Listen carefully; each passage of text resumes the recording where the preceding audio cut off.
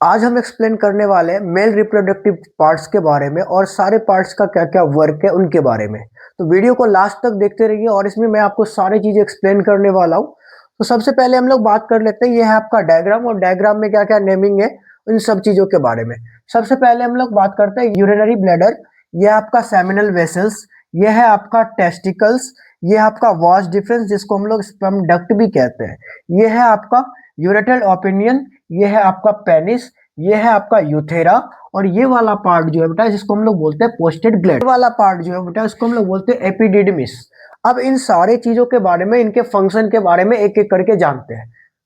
Male reproductive part के सबसे पहले पार्ट में हम लोग बात करेंगे टेस्टिकल्स क्या होते हैं। तो देखिए, टेस्टिकल जो होता है वो मेल रिप्रोडक्टिव पार्ट का एक इंपॉर्टेंट सा पार्ट होता है जो वन पेयर यानी दो होते हैं। टेस्टिस कितने होते हैं? दो होते हैं। वन पेयर यानी दो होते हैं। और ये जो होता है एब्डोमेन के जस्ट नीचे रहता है। एब्डोमेन के जस्ट कहाँ रहता है? नीचे रहता है और बॉडी के बाहर रहता है। तो मेनली इसका रीजन क्या है बॉडी के बाहर रहने का? एक्चुअली हमारे बॉडी का जो टेम्परेचर रहता है वो हर हमेशा वेरिएंट रहता है और हमारे बॉडी का टेम्परेचर बदलते रहता है। और स्पर्म को बनने के लिए जो हमारा टेस्टिस होता है वो क्या बनाता है? स्पर्म बनाता है। टेस्टिस में क्या बनता है? हमारा मेल जैगमेट बनता है या मेल सेल बनता है जिसको हम लोग क्या बोलते हैं? स्पर्म बोलते हैं। और स्पर्म को बनने के लिए जो चाहिए होता है वो चाहिए होता है लो टेम्परेचर। क्या चाहिए होता है? Low temperature. अगर ये हमारे बॉडी के अंदर रहता तो बॉडी के अंदर हमारा स्पर्म नहीं बन पाता, क्योंकि उसको क्या चाहिए होता है? लो टेम्परेचर चाहिए होता है। इसलिए ये बॉडी पार्ट के कहाँ रहता है? बाहर रहता है। और ये जो बॉडी पार्ट के बाहर रहता है तो स्कॉटम इसको बोलते हैं। ये जो लेयर रहता है जिसमें दोनों टेस्टिस रहते हैं उसको बोलते हैं स्कॉटम। ठीक है। और इसका मेन इंपॉर्टेंट काम क्या है? तो टेस्टिस में हमारा क्या बनता है? टेस्टेरोन हार्मोन रिलीज करता है क्या टेस्टिस, जिससे हमारा क्या स्पर्म बनता है।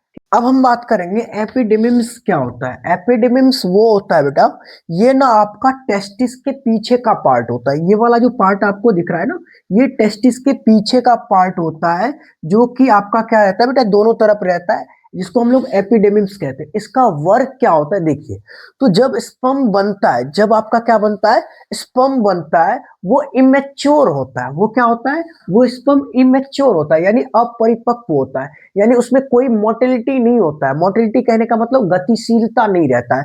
यानी स्पर्म को इमेच्योर होने के कारण ये क्या करता है? अपने अंदर ला करके रख लेता है। और जो इमेच्योर स्पर्म होता है उसको कुछ दिनों तक अपने पास स्टोर करके रखता है ताकि उसमें मोटिलिटी आ सके, उसमें गतिशीलता आ सके और वो पूरे तरह से परिपक्व हो जाए। और जैसे ही वो परिपक्व हो जाता है उसको क्या करते हैं बेटा? वॉश डिफरेंस के पास ट्रांसफर कर देता है। वॉश डिफरेंस के पास क्या कर देता है? ट्रांसफर कर देता है। यानी टेस्टिस में जब आपका स्पर्म बनता है तो स्पर्म बनने के बाद वो पूरे तरीके से मैच्योर नहीं होता है, वो इमेच्योर होता है, जिसको कई दिनों तक कौन रखता है? एपिडेमिम्स रखता है। यानी इसका काम क्या होता है बेटा? स्पर्म को, इमेच्योर स्पर्म को होल्ड करके रखना और मैच्योर होने तक होल्ड करते रहना। अब हम बात कर लेते हैं वास्ट डिफरेंस, जिसको हम लोग स्पर्म डक्ट भी कहते हैं। स्पर्म डक्ट एक नलिकाएं होती है जो आपका इमेच्योर जो था, जब मैच्योर हो जाता है आपका स्पर्म, तो मैच्योर स्पर्म को ट्रेवल करवा के सेमिनल वेसल्स तक लेके आते हैं, सेमिनल वेसल्स तक लाते हैं। उसको हम लोग बोलते हैं वास्ट डिफरेंस या स्पर्म डक्ट। स्पर्म डक्ट का एक ही काम होता है, जितने भी आपके मैच्योर स्पर्म होते हैं उसको ट्रेवल करवा करके एक नलिकाएं होती है जो कहाँ तक लाती है बेटा? सेमिनल वेसल्स तक। अब सेमिनल वेसल्स का क्या काम होता है इसका काम समझिए। तो जो सेमिनल वेसल्स में आपका मैच्योर स्पर्म आता है, तो मैच्योर स्पर्म को ना एनर्जी की जरूरत होती है। तो ये सेमिनल वेसल्स उसमें क्या करता है बेटा? लिक्विड फ्यूल्ड मिक्स करता है। क्या मिक्स करता है? लिक्विड फ्यूल्ड मिक्स करता है और स्पर्म को एनर्जी प्रोड्यूस करता है।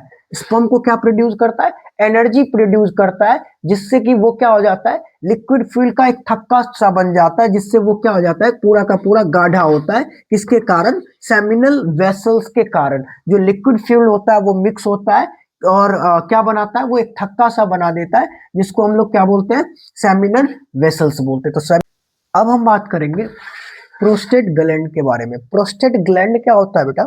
कि अभी अभी आप लोगों ने पढ़ा कि सेमिनल वेसल्स क्या करता है?